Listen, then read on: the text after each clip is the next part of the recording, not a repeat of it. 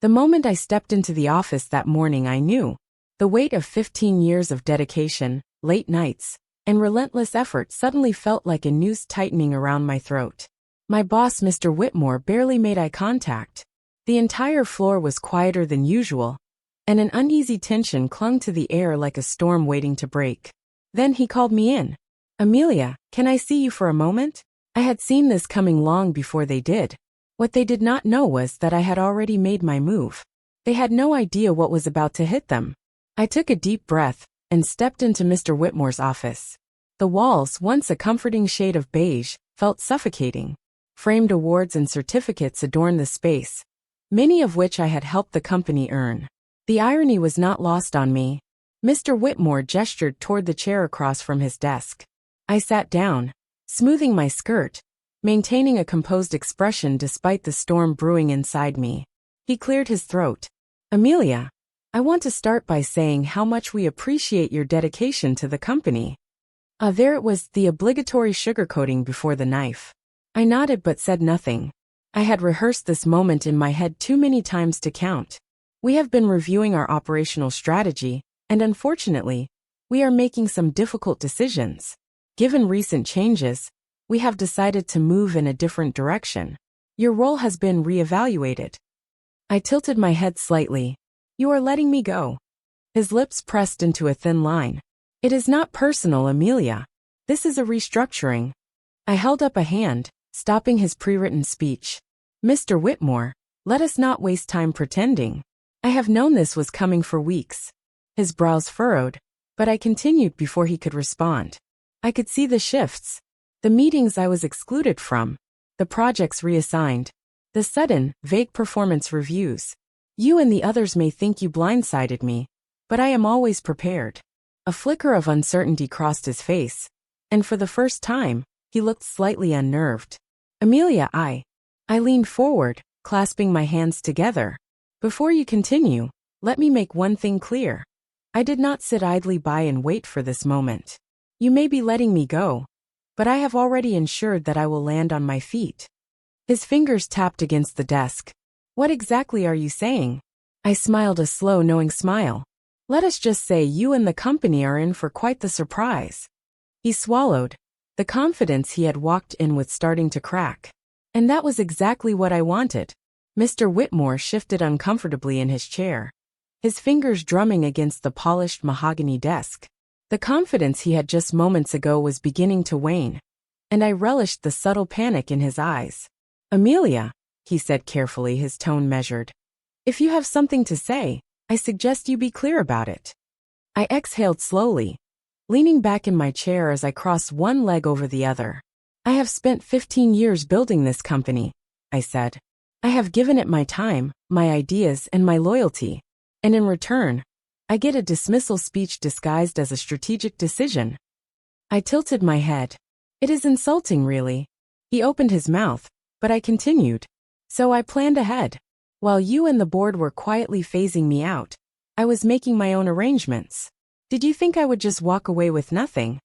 His eyes narrowed. "What are you implying?" I reached into my bag and pulled out a neatly organized folder, placing it on his desk with deliberate care. "This is what I am implying." He hesitated before picking it up and flipping through the pages. With each passing second, the color drained from his face. "These are," he stopped, inhaling sharply, "company data, financial reports, internal communications, all perfectly legal, of course." I added before he could accuse me of wrongdoing. "I only access what I had clearance for. But what I found," I leaned in, lowering my voice, "is quite damning." He snapped the folder shut. "This is confidential information. And yet it is filled with discrepancies," I countered.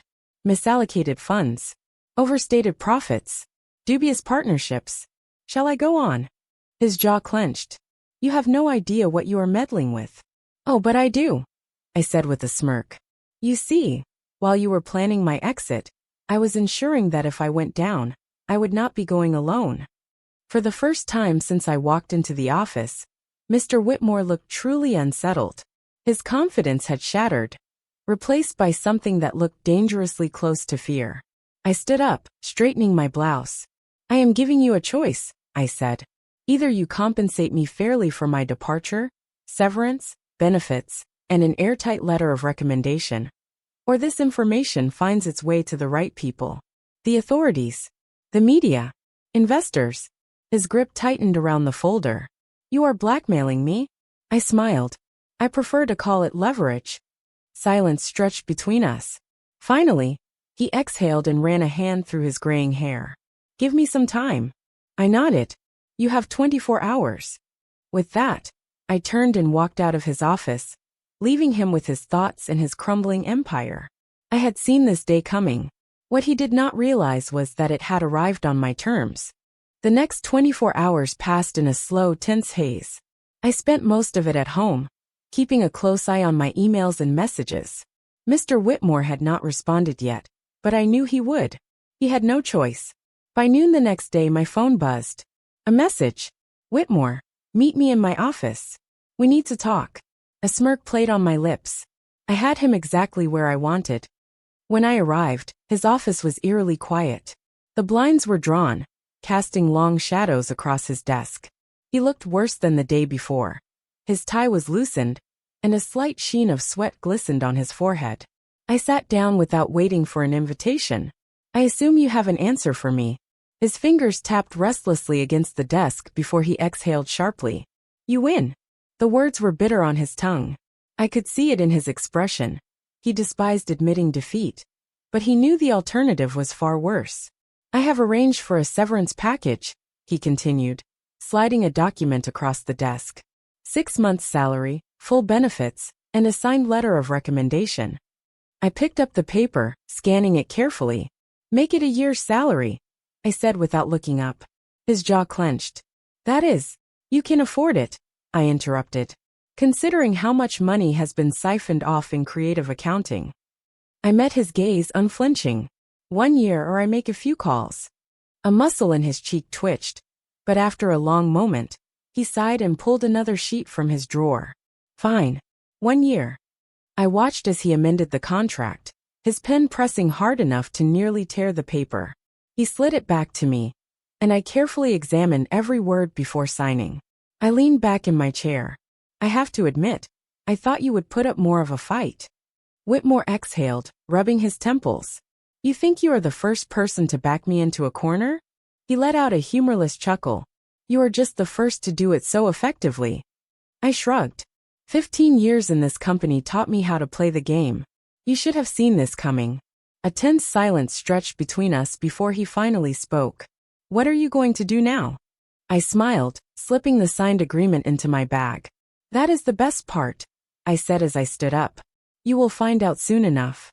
With that, I turned and walked out of his office for the last time, leaving behind 15 years of service, a shattered illusion of loyalty, and a man who had just realized he had underestimated me. As I stepped out of the building for the last time, the crisp afternoon air filled my lungs. The weight that had clung to me for years lifted with every step I took away from the glass doors of Whitmore and Company. I was free. My phone buzzed in my pocket. A call. I glanced at the screen and smiled before answering. Is it done? The voice on the other end asked. Yes, I said, my tone calm but victorious. It is done. Good, the voice replied. We are ready whenever you are.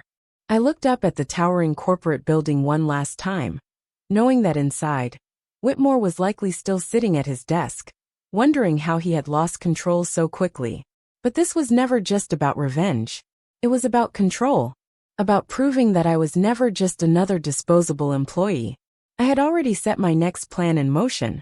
While Whitmore had been scrambling to cover his tracks, I had been securing my own future. My resignation was not just an exit, it was an entrance into something bigger. I had spent the last 6 months quietly assembling a team, securing funding, and preparing to launch my own consulting firm. And the best part? Some of Whitmore's most valuable clients were already interested. They had seen my work. They had trusted me for years. And now, they were more than willing to follow me. As I hailed a cab, I allowed myself one last look at the past. Then I let it go.